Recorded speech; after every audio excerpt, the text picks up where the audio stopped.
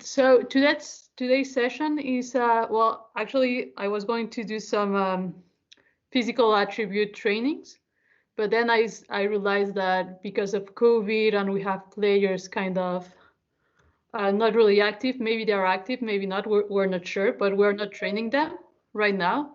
So maybe it's better to talk about the ABCs and patterns, because I think if we don't have those elements at the beginning, let's say, and we want to work right away into speed of explosiveness, then our players we're going to get injured, and it won't be beneficial for them for the development as well. Because if you remember from the periodization session, at the beginning we always want to work on the general and the basics form. So that's why I think this is a better approach for today.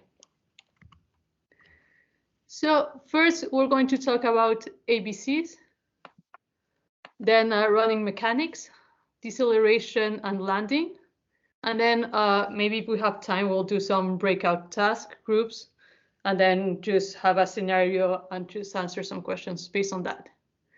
So who can remember what are ABCs?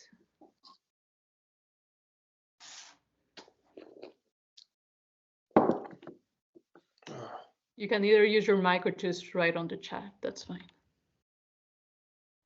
Agility, balance, and coordination. Yes, perfect. So that's Natasha, right? Yeah, it was. Yeah, I remember your voice now. So yeah, that's right.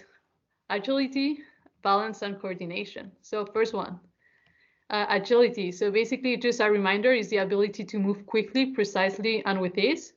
And there's kind of, let's say, two components. So the real agility, that is change of velocity and change of direction in response to a stimulus. So you're reacting to something that is happening. And then you have change of direction that is already pre-planned. So you're moving forward and you know you want to go to the right, so you're going to turn and go to the right side, okay?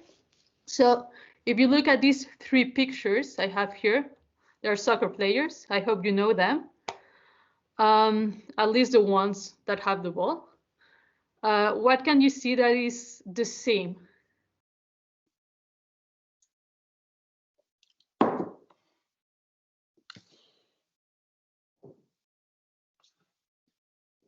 In addition of them having the ball, of course. Knees bent. Knee bend, yeah. Good balance, exactly. Low center of gravity for changing direction, yes. Good. So those are, yeah, they are being agile actually. And then if you see on their legs, this is really important when you want to change direction. Here, the standing foot is kind of in the same line as the knee. So when you have your foot here, you don't want to rotate it to the outside and then have, let's say, if I stand up, I hope you can see me. So my foot, I don't want it to be on the outside and then leaning my knee to the inside, because then when this is planted on the ground, I'll get injured. So I want it to have kind of the same line, same direction when I want to change directions, okay? So of course we want to be low. So center of gravity low, so that's perfect. And even, you know, like Ronaldo is a tall player and you could see that he's bending, right? He's coming low. So there's no excuse for high, like tall players to not like bend their knees, right?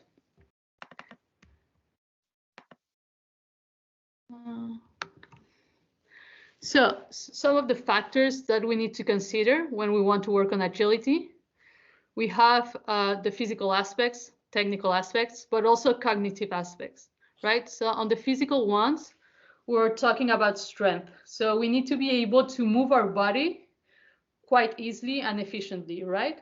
Because at the end, we're not going to have weights with us and then trying to move them. It's really only our own weight. And also because of soccer, we're running, we're not biking. So that's why we need to be able to move our body weight.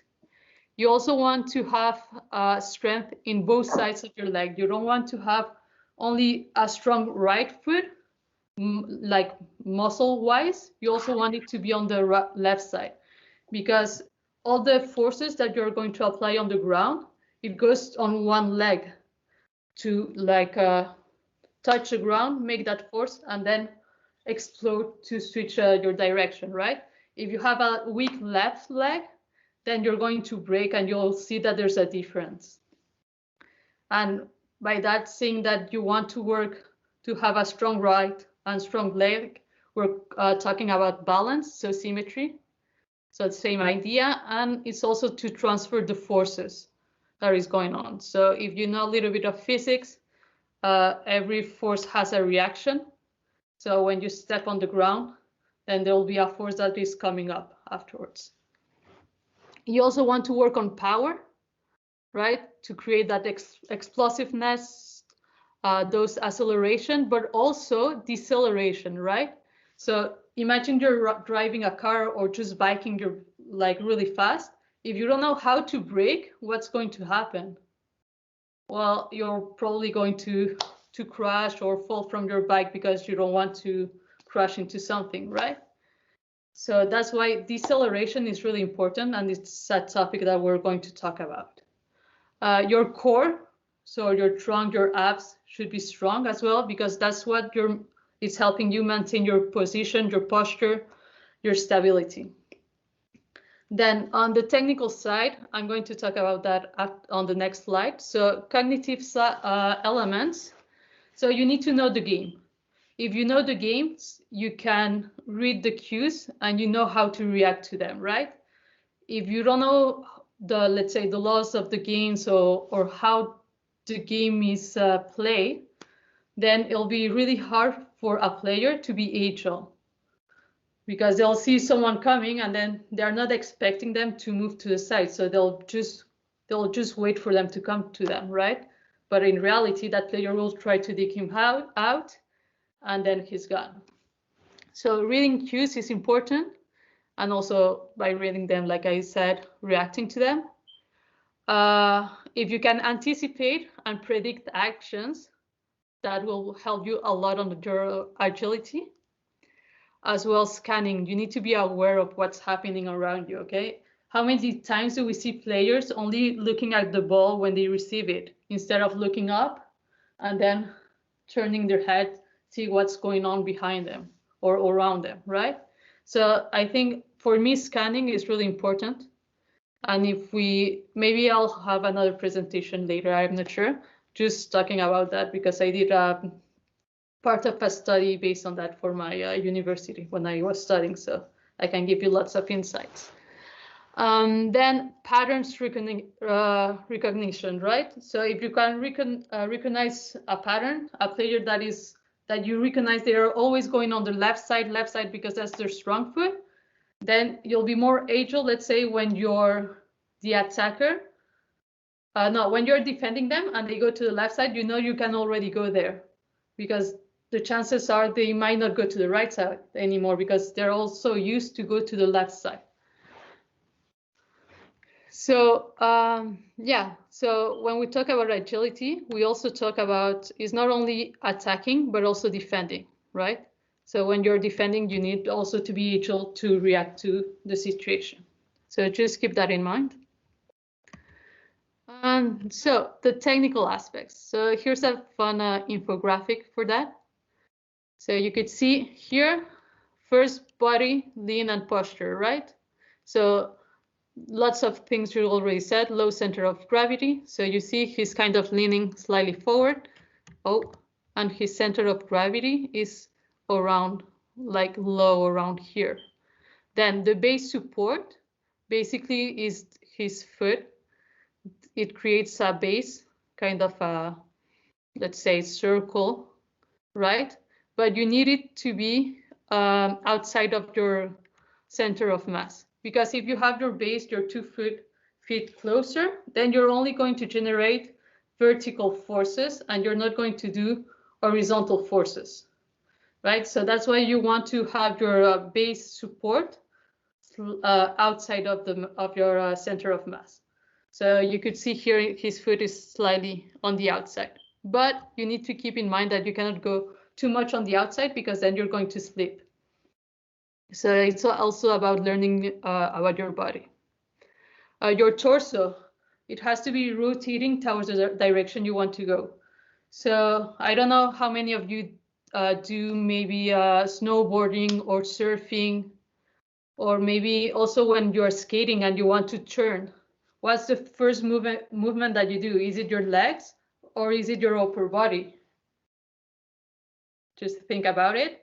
So if I'm turning like this, so if I go up, let's see here, and then I turn like that, my hips and my legs are also turning with me.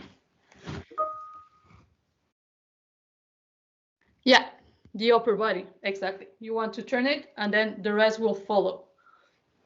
And like I said, your torso needs to be leaning towards the direction you want to go.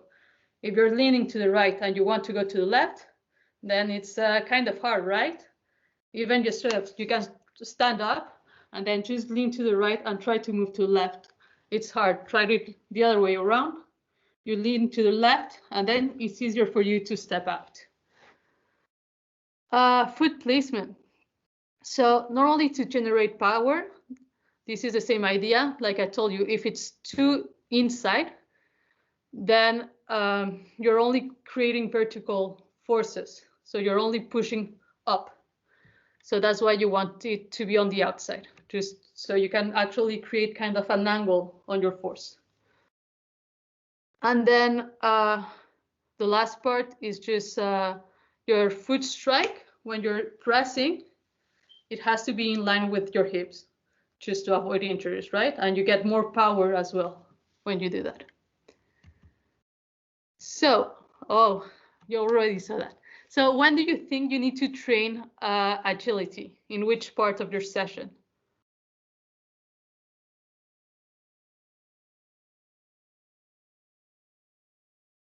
Is it on your warm-up, on your, what do we have? Game, on your activity, on your cool down?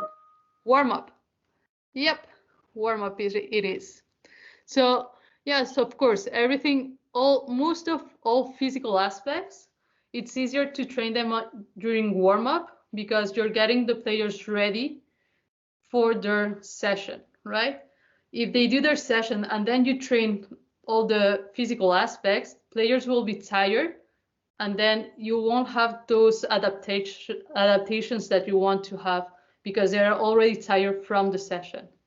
But because the demands of the game, agility is kind of, let's say, always trained as well during small-sided games and during activities, because you're reacting to something all the time, right? But so with this said, you can correct some aspects of agility during your activity or during your small-sided game, but just try to keep in mind what's the focus of your session, right? If you're doing a session that is let's say attacking session, and you're having players reacting to many things, then yeah, I would correct them sometimes during like on agility aspects if I see there's something wrong. But if I'm doing a session that is mainly only passing and receiving, and I see, let's say, suddenly someone do a bad, well, not a bad agility move, but kind of something that they will improve, I might not do it right now because my focus on my session is on passing and receiving and not really reacting or changing directions. So, yeah, that's actually a really good point for coaches starting out, is that you often see coaches starting a session with a 5-mile run, and it's just ridiculous, because when you want to work on improving something such as your agility or your technical skills, you have to do it fresh. I mean, if you're in the bag from a long run, you're not going to be able to improve your skill or your athleticism. It's going to be quite hard. So yeah, just if you ever see anyone starting a session with something, like a long run or something that's just going to gas people, just let them know that, that's fine, but, it's not a really good way to start a session. Exactly. That's a really good point. Yeah. So yeah, so thank you for that. Good insight. So now we move to the to some exercises. Okay, just some ideas of what you can do. So if you want to work on strength, then you could do these exercises. So I think most of you already know them, like squatting. Hinge basically is just, let's see, if here you can see better. So hinging is just when you go here and then you push up, but you're rotating your pelvis, right? So getting that hinge and then come up. It's basically the same movement as if you do a deadlift here and coming up. And lunges, you know that, I think, well, I hope you know them. Step ups is only basically stepping up something. So if I have my sofa here, I'll put my foot up and then stepping up and then coming down again. Lateral steps, same thing, just moving laterally. Deadlifts, side lunges, calf raise, basically getting up on your toes, heels up, so you can work your calves. You also have reactive strength. So things like skipping, run drills, hops, skaters.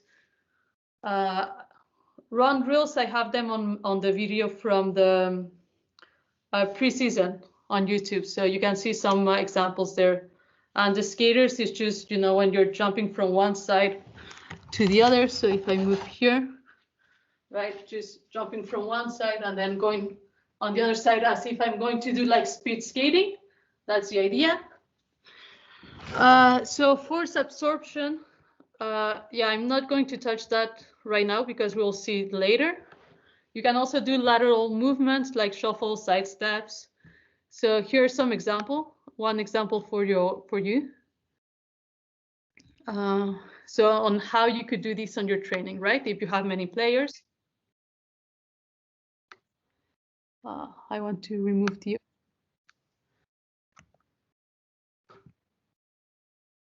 Just have a look.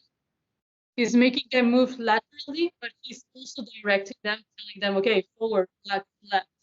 Okay, so that's an idea on how you can do this. Okay, so back to our presentation here. Acceleration, deceleration, we're going to talk about them later on.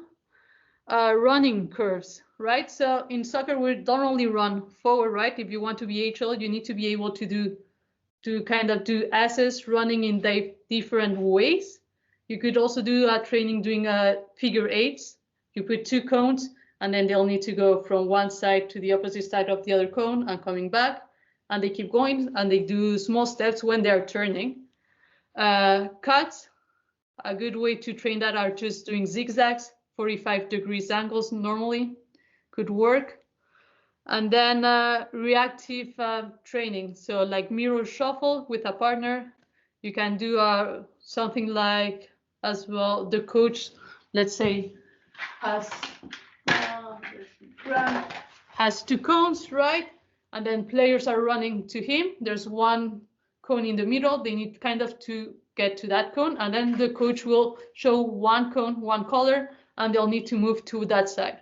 But then again, you say, okay, yellow, you'll go to the right, and then orange, you'll go to the left, right? So you could do a few times the right, the good sides, and then you can switch your cones and you'll show yellow to the left, and you'll see players who will go to the left instead of going to the right. So those are just some reactive exercises you could do. I'll show you here the mirror one.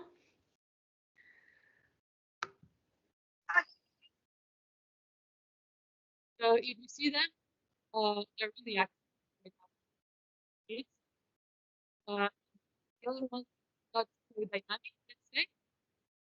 As a coach, we need to encourage them to be a little bit more active. I tried to do this on one of my sessions last year, and I had a little bit of trouble because my players weren't really that, well, not engaged, but they weren't that dynamic to do it. But once they get it, it will work really well. Okay, so now we move to balance. So Again, some definitions is the ability to achieve and maintain certain stability. So we're talking about static, dynamic, and also controlling an object. So some of the factors, again, physical aspects, strength, right?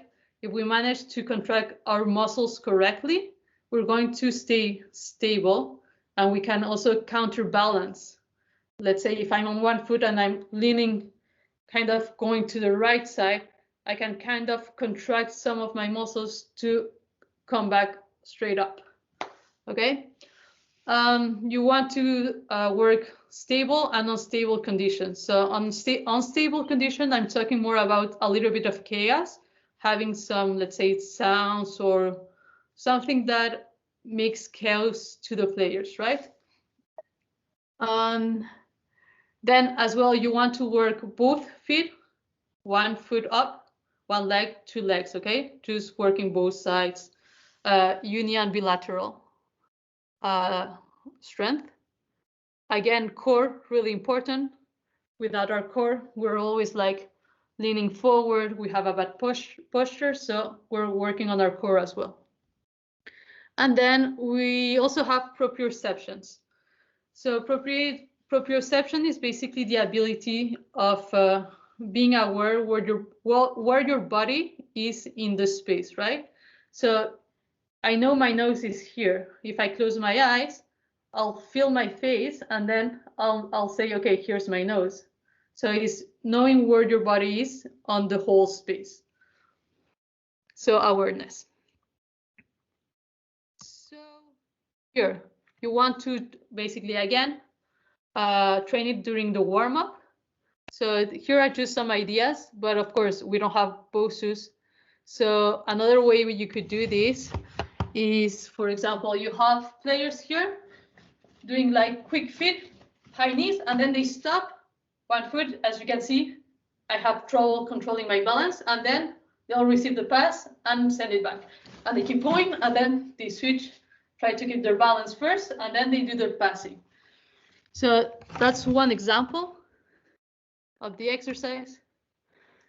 So if we go to see strength more about the muscle aspects, so again, you have different types like squats. Here you can work on the tempo that you're squatting. So for example, one first progression, if they manage to do a good squat, then you tell them, okay, so you go down and you wait there, you stay down. And then you will start to see players kind of wobbling a little bit, kind of shifting, because they're not used to on holding the position. And then you can progress, telling them, okay, you're going to come down in 3 seconds and then come up in 3 seconds. So making it slower, slowing down the moves. And again, you'll see players, they have trouble because they're so used to on going fast and doing like a non-stop movement that they're not used to going slowly and really contracting those muscles. You can again switch to single leg squat as a progression. Again, lunges, choose static first, and then you can do walking ones, you can do reverse ones, you can do a lunge, and then rotating your torso to the left, to the right. You'll see, again, players when they are turning, they're like this, going with their body, okay? You can also add some like lateral flexions. That's one going here. You're on your lunge position and just going on the side to side, basically, instead of rotating. Single leg deadlifts as well. Balance one leg, and then what you do, you have your hands here. I'll go. So I'm doing on one leg. My hands are here, and just opening up. And this will already challenge players. Just moving one arm, moving the other one. The other option would be here, but then rotating the torso and coming back. You can try it right now if you want to while you listen to me. You'll see some of them, they're hard. That bug, basically you're working a little bit more on your core, is this one. So you're standing the opposite leg with the arm, will extend, and then you bring back in the middle. You have kneeling Supermans. We do them already on the preseason workout program. So again, extending the opposite leg with the opposite arm. And then you can also do some plankings just to change it a little bit. You have your players here planking either on their hands or forearms, and then they need to do a high five. Of course, right now, because of COVID, we cannot do that. But once we're allowed, that could be a fun way to do planking. You could also alternate your limbs a little bit like the Superman here, but on a plank position. Then to work on proprioceptive aspects, choose raising your heels up so you're on your toes, and just hold the position for a few seconds, or just come slowly down and slowly up. All of these ones, your progressions will be closing your eyes, maybe having your arms across, having one arm up, the other one behind. I don't know, you can really do lots of different ways. Just find what works for you and your players, and then challenge them a little bit every time. Toe raise basically is the reverse from heel raise. So you're going to stand on your toes, standing on your heels and lifting your toes up.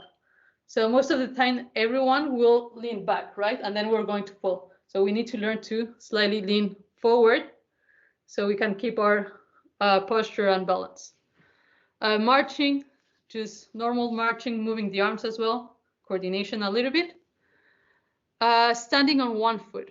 I'm going to show you here one example that could work.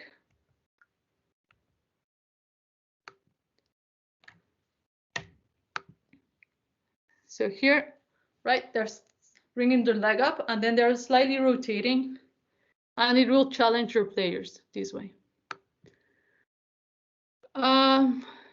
Yeah, you could do the same one, but just saying, okay, put your leg at 6 o'clock, and then they'll need to put their legs kind of 6 o'clock. Okay, your leg, bring it at 3 o'clock. So they need kind of to raise a little bit more their legs, something like that.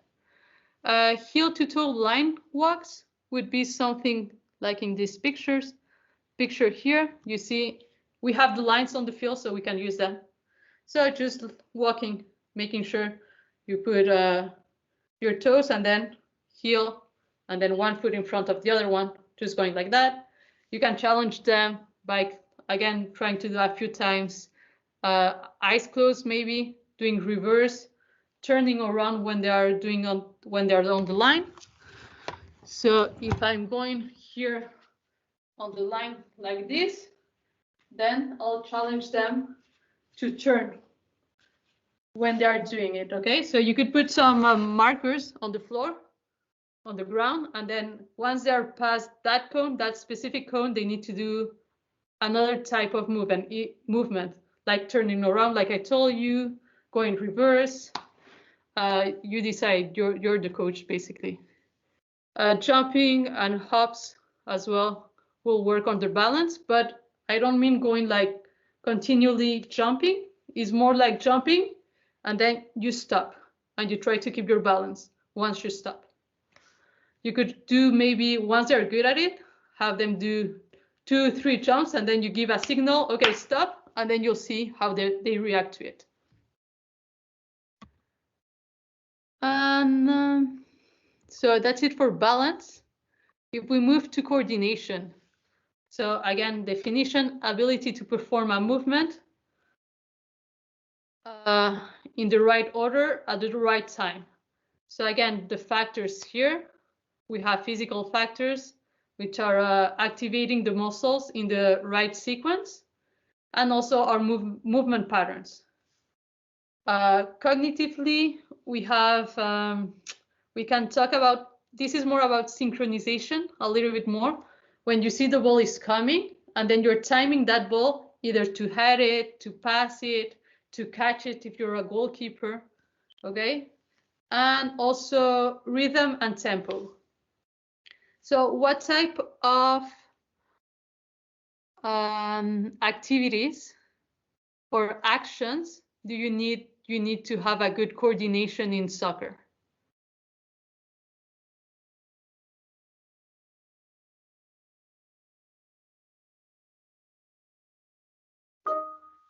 Shooting drills, yeah, shooting is a good one. You have the picture. That was a hint. Well done. Passing, also you'll need it. Yeah. To volley, exactly, perfect. Running as well, right? Heading, yeah. Skills move, excellent. Yes. So perfect. Faking dives. That's a funny one, but yeah, you'll need coordination for sure. Safe as a goalkeeper, yeah. Or even like as a goalkeeper, right? When you want to kick the ball out from not a goal kick, but you catch it right and you want to boot it, you need to coordinate your feet, right, with the hand and the ball dropping down and just hitting at the right moment.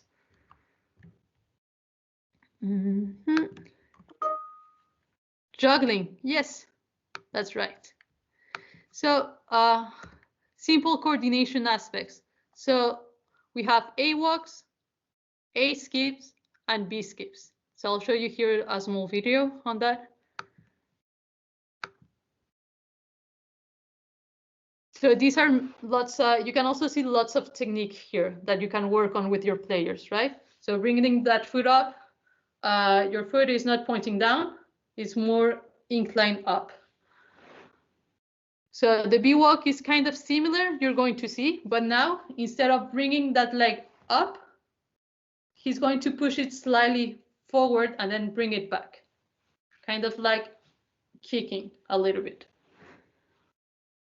Then A skip is again skipping, but then bringing your leg up.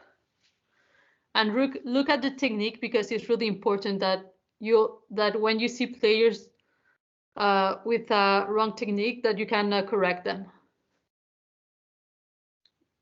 And then the B's, there's somewhere wrong here. It's the same idea, but then again, just pushing that leg out. Other ways of working coordination. I think this one is really fun to do it. So we have the lines on the field, so you can use it. So they're just basically skipping one foot, landing 2, 1, 2, 1, 2. Simple coordination. Then flicking the heel or heel kick on the side, always one going, only one side. Then you can add some clapping. Again, everything is coordination. And you can be like really creative in here on the coordination, even if it's not sometimes really specific to soccer. It's still good to have some coordination movements just to switch it up a little bit, right? It can always be useful in other areas.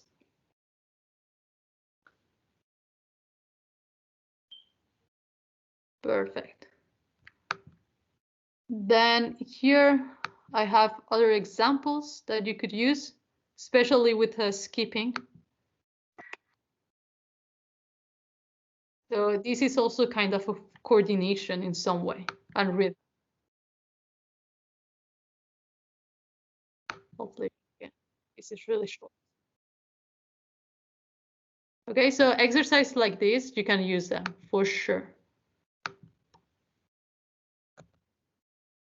So just summary on this first part, agility, balance, and coordination, they're all connected, okay? You cannot, let's say, work only one and then forget about the other ones, because of that connection. You need balance. You need to be, let's say, if you want to be coordinated, you need to have balance, right? You cannot just do a move and then expect to have a perfect balance if you've never worked the balance. Same thing with agility. You need to have that balance to not falling down. You need to have that coordination to be able to move that muscle, those arms, and then going to the other side. So other ideas here, you'll see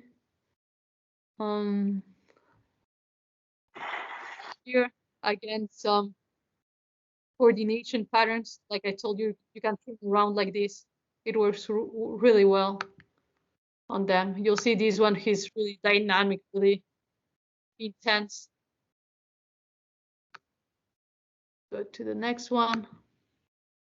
Only skipping from one side to the other side from the line. That's also part of the coordination. I'll show you this one as well. A little bit of agility with a changing direction. Let's see if the video works. Up.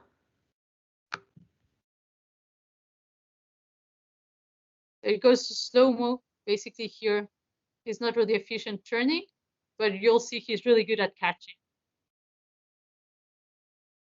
Here is a little bit better. They go through the hoop, and then they're turning their body already. Where do you want to go? And then they're just crossing their legs for a better rub. You'll be able to watch them as well later because I'll have the links for you. So here we're working a little bit of patterns and reaction agility. So at the center of the coach, we had everyone to go there. And then also professional players, they also work on coordination as well. You'll see here, we have ladders. They have hurdles that they go through. But you'll see they're going to combine it with some other specific soccer aspects, passing, right? So that's also another way, right? You don't need to work specifically, let's say, pure coordination, pure agility, pure balance. You can also combine it during your warm-up to your session. So if you're going to do a passing session, you can have them go through the cones, or if you have a ladder, through the ladders, and then at the end they need to make a pass, and then rotate and move.